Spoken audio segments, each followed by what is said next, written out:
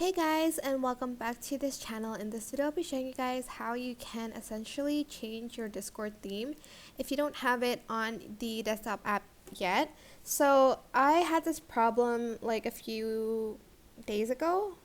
So usually you just go to user settings and go to appearance, and this will show up.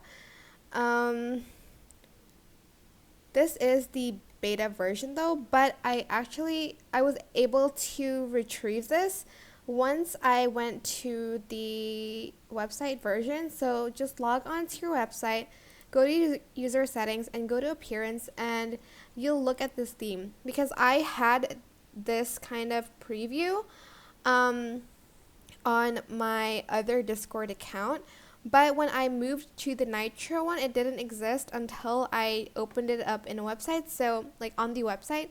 So maybe it might help you as well. I'm not sure completely for everybody, but this is again still beta.